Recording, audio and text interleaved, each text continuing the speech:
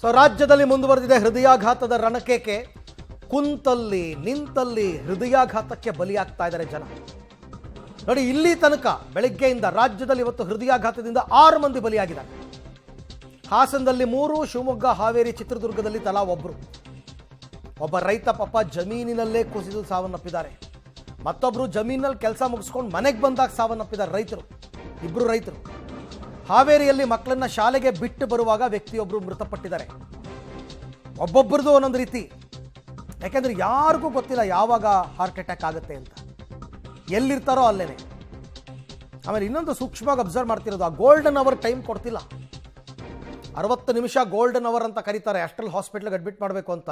ಆ 60 ನಿಮಿಷ ಟೈಮು ಕೊಡ್ತಾ ಇಲ್ಲ. ಅದು ಹಾಸ್ಪಿಟ್ಲ್ ಕರ್ಕೊಂಡು ಹೋಗೋ ಅಷ್ಟೊತ್ತಿಗೆ ಡಾಕ್ಟ್ರು ಡಿಕ್ಲೇರ್ ಮಾಡಿಬಿಡ್ತಾರೆ ಬಾಟ್ ಡೆಡ್ ಅಂತ.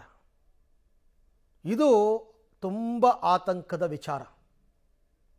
ಸೊ ಹಾಗಾಗಿ ಇದನ್ನು ತಡೆಗಟ್ಟುವ ನಿಟ್ಟಿನಲ್ಲಿ ಇವತ್ತಿನ ಸಭೆ ಏನೆಲ್ಲ ತೀರ್ಮಾನಗಳನ್ನ ಕೈಗೊಳ್ತಾರೆ ಅನ್ನೋದು ಬಹಳ ಮುಖ್ಯವಾದ ವಿಚಾರ. ಜನರ ಆರೋಗ್ಯದ ಸಮಸ್ಯೆ ಇದು. ಆರೋಗ್ಯದ ವಿಚಾರ ಯಾರೂ ದಯವಿಟ್ಟು ನೆಗ್ಲೆಕ್ಟ್ ಮಾಡಬೇಡಿ. ಬೇರೆ ವಿಚಾರಗಳಲ್ಲಿ ನಿರ್ಲಕ್ಷ್ಯಗಳು ನಡೆದೋಗುತ್ತೆ, ಆರೋಗ್ಯದ ವಿಚಾರದಲ್ಲಿ ಹಂಗಾಗಬಾರ್ದು. 46 ದಿನಗಳಲ್ಲಿ 40 ಸಾವಾಗಿದೆ ಹಾಸನದಲ್ಲಿ ಹಾರ್ಟ್ ಅಟ್ಯಾಕಿಂದ. ಹೆಂಗಿದು? ಏನು ಕಾರಣ?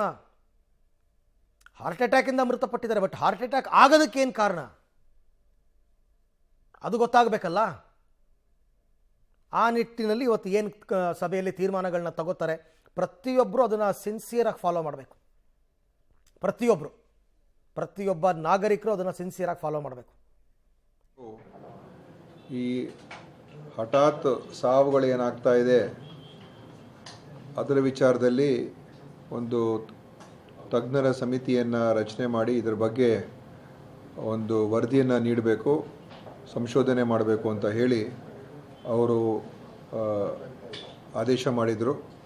ಅದರಲ್ಲೂ ವಿಶೇಷವಾಗಿ ಕೋವಿಡ್ ಅಥವಾ ಕೋವಿಡ್ ಲಸಿಕೆಯಿಂದ ಆಗ್ತಾ ಇರುವಂಥ ದುಷ್ಪರಿಣಾಮಗಳು ಏನು, ಮತ್ತು ಇದರಿಂದ ಏನಾದರೂ ಕೂಡ ಈ ಹಠಾತ್ ಸಾವುಗಳು ಏನಾಗ್ತಾ ಇದೆ ಇದಕ್ಕೆ ಏನಾದರೂ ಕೂಡ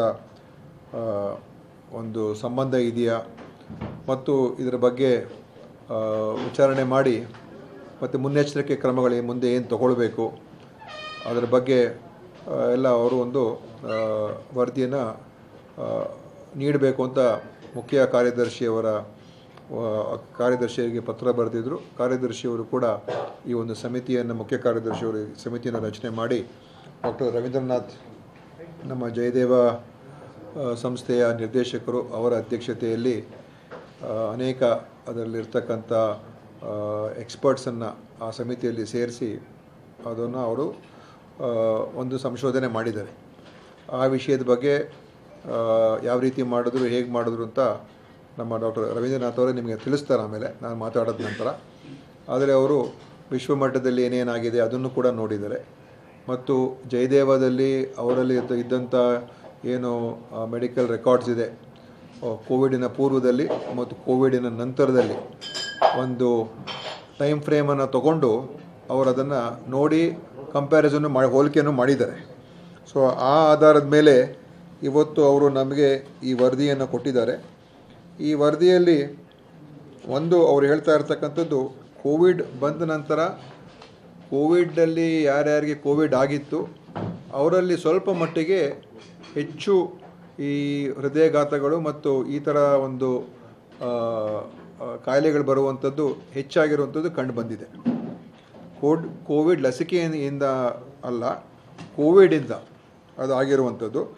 ಮತ್ತು ಕೋವಿಡ್ ಪೂರ್ವದಲ್ಲಿ ಏನಿತ್ತು, ಕೋವಿಡ್ ನಂತರದ ಒಂದು ಅವ್ರು ಹೋಲಿಕೆ ಮಾಡಿದಾಗ ಹೆಚ್ಚಿನ ಜನರಿಗೆ ಈ ಮಧುಮೇಹ ಬರುವಂಥದ್ದು ಅದು ರಿಸ್ಕ್ ಫ್ಯಾಕ್ಟರ್ಸಲ್ಲಿತ್ತು. ಯಾರ್ಯಾರಿಗೆ ಹೃದಯಾಘಾತ ಆಗಿತ್ತು ಅದರಲ್ಲಿ ಹೆಚ್ಚಿನ ಸಂಖ್ಯೆಯಲ್ಲಿ ಮಧುಮೇಹ ಇರ್ತಕ್ಕಂಥವ್ರಾಗಿದ್ದರು. ಅದು ಸ್ವಲ್ಪ ಹೆಚ್ಚಾಗಿತ್ತು. ಹೆಚ್ಚು ಜನರಿಗೆ ರಕ್ತದ ಒತ್ತಡ ಹೆಚ್ಚಾಗಿತ್ತು.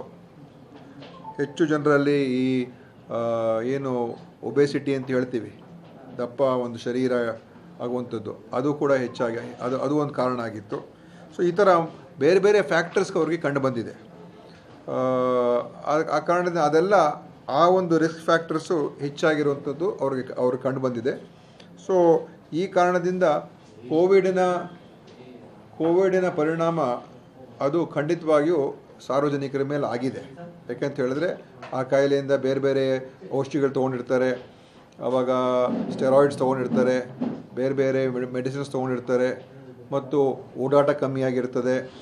ಆದ್ದರಿಂದ ಓಡಾಟ ಕಮ್ಮಿ ಆದಾಗ ಶರೀರವು ಕೂಡ ಅವ್ರಿಗೆ ಒಂದು ದೇಹದ ಚಟುವಟಿಕೆ ಇಲ್ಲದೆ ಇರೋದ್ರಿಂದ ದಪ್ಪ ಆಗಿರುವಂಥದ್ದು ಮತ್ತು ಈ ಬಿ ಪಿ ಶುಗರ್ ಎಲ್ಲ ಹೆಚ್ಚು ಬರುವಂಥದ್ದು ಕೂಡ ಅದು ಕಾರಣ ಆಗಿದೆ. ಮತ್ತು ಜಾಸ್ತಿ ಸಮಯ ಟಿ ವಿಗಳ ಮುಂದೆ ಅಥವಾ ಕಂಪ್ಯೂಟರ್ ಮುಂದೆ ಅಥವಾ ಫೋನ್ಗಳ ಮೇಲೆ ಹೆಚ್ಚಾಗಿರುವಂಥದ್ದು, ಆ ಸ್ಕ್ರೀನ್ ಟೈಮ್ ಅಂತ ಏನು ಹೇಳ್ತೀವಿ ಅದನ್ನು ಕೂಡ ಹೆಚ್ಚಾಗಿರುವಂಥದ್ದು, ಇದೆಲ್ಲ ಒಂದು ಕಾಂಬಿನೇಷನ್ನು. ಈ ಕಾಂಬಿನೇಷನಲ್ಲಿ ಅವರಿಗೆ ಈ ಹೆಚ್ಚು ಹೃದಯಾಘಾತ ಆಗೋದಕ್ಕೆ ಮತ್ತು ಬೇರೆ ಬೇರೆ ಕಾಯಿಲೆಗಳು ಕೂಡ ಬರೋದಕ್ಕೆ ಸಾಧ್ಯ ಆಗಿರ್ಬೋದು ಅಂತ ಅದು ಒಂದು ಅಂತಾರಾಷ್ಟ್ರ ಮಟ್ಟದಲ್ಲೂ ಕೂಡ ಏನು ವರದಿಗಳು ಬಂದಿರುವಂಥದ್ದಾಗಿದೆ. ಮತ್ತು ರಾಷ್ಟ್ರ ಮಟ್ಟದಲ್ಲೂ ಕೂಡ ಕೆಲವು ರಿಸರ್ಚ್ ಏನು ಮಾಡಿದ್ದಾರೆ, ಅವರಲ್ಲೂ ಕೂಡ ಅದೇ ಬಂದಿರುವಂಥದ್ದು. ಆದ್ದರಿಂದ ಈಗ ಅವರ ಒಂದು ಅಭಿಪ್ರಾಯದಲ್ಲಿ ಅವರು ಸ್ಪಷ್ಟವಾಗಿ ಹೇಳಿದ್ದಾರೆ, ಈ ಥರ ಎಲ್ಲ ಕಾರಣಗಳು ಆಗಿದೆ. ಸ್ವಲ್ಪ ಮಟ್ಟಿಗೆ ಈ ಹೃದಯಾಘಾತ ಹೆಚ್ಚಾಗೋದಕ್ಕೆ ಇವೆಲ್ಲ ಕಾರಣ ಆಗಿದೆ. ಆದ್ದರಿಂದ ಜನರ ಜೀವನ ಶೈಲಿ, ಜನರ ಬದುಕಿನ ಶೈಲಿ ಇದೆಲ್ಲ ಕೂಡ ಅದು ಕಾರಣ ಆಗಿರುವಂಥದ್ದು. ಆದ್ದರಿಂದ ಈ ರಿಪೋರ್ಟನ್ನು ನಿಮಗೆ ನಾನು ಸಂಪೂರ್ಣವಾಗಿ ನೀಡ್ತೀನಿ, ನೀವು ಅದನ್ನು ಕೂಡ ತಿಳ್ಕೊಂಡು ನೀವು ಕೂಡ ಎಲ್ಲ ಬರೀಬೋದು. ಆದರೆ ಮುಖ್ಯವಾಗಿ ಕೋವಿಡ್ ಲಸಿಕೆಯಿಂದನೇ ನೇರವಾಗಿ ರೈಟ್. ಆರೋಗ್ಯ ಸಚಿವ ದಿನೇಶ್ ಗುಂಡೂರಾವ್ ಅವರು ಸುದ್ದಿಗೋಷ್ಠಿಯನ್ನು ನಡೆಸ್ತಾ ಇದ್ದಾರೆ ಸಭೆಯ ನಂತರ. ಅದರಲ್ಲಿ ತಜ್ಞರ ಸಮಿತಿ ಏನೆಲ್ಲ ಅಧ್ಯಯನ ಮಾಡಿದ್ರು, ಈ ಹಾರ್ಟ್ ಅಟ್ಯಾಕ್ ಆಗ್ತಿರೋಂತಹ ವ್ಯಕ್ತಿಗಳನ್ನು ಅಧ್ಯಯನಕ್ಕೊಳಪಡಿಸಿದಾಗ ಯಾವ ಫ್ಯಾಕ್ಟರ್ಸ್ ಕಂಡು ಬಂತು. ಕೆಲವರಿಗೆ ಬೊಜ್ಜು, ಕೆಲವರಿಗೆ ಶುಗರು, ಕೆಲವರಿಗೆ ಬಿ ಪಿ ಇವೆಲ್ಲವೂ ಇತ್ತು. ಇದೆಲ್ಲದಕ್ಕೂ ಮೂಲ ಕಾರಣ ಕೋವಿಡ್ ಅಂತ ಕೂಡ ಹೇಳ್ತಾ ಇದ್ದಾರೆ. ಕೋವಿಡ್ ಬಂದವರಲ್ಲೇ ಹೃದಯಾಘಾತಗಳು ಜಾಸ್ತಿ ಆಗಿದೆ, ಲಸಿಕೆಯಿಂದಲ್ಲ, ಕೋವಿಡ್ಡಿಂದ. ಸೊ ಹಾಗಾಗಿ ಅದನ್ನು ತಜ್ಞರ ಸಮಿತಿ ಕೊಟ್ಟಿದ್ದಾರೆ. ಮತ್ತು ಅಧ್ಯಯನ ಎಲ್ಲ ಹೇಗಾಯಿತು ಅಂತ ಜಯದೇವ ಆಸ್ಪತ್ರೆಯ ನಿರ್ದೇಶಕರು ಆಮೇಲೆ ಎಕ್ಸ್ಪ್ಲೇನ್ ಮಾಡ್ತಾರೆ. ಸದ್ಯಕ್ಕೆ ಇವಾಗ ಮತ್ತೆ ಇದ್ರ ಬಗ್ಗೆ ಮುಂದಿನ ಕ್ರಮಗಳೇನು ಅನ್ನೋದ್ರ ಬಗ್ಗೆ ಕೂಡ ಹೇಳ್ತಾರೆ. ಏನು ಕ್ರಮಗಳನ್ನ ತಗೊಳ್ತಾ ಇದ್ದೀವಿ ಅನ್ನೋದಕ್ಕೆ ಸಂಬಂಧಪಟ್ಟಂತೆ.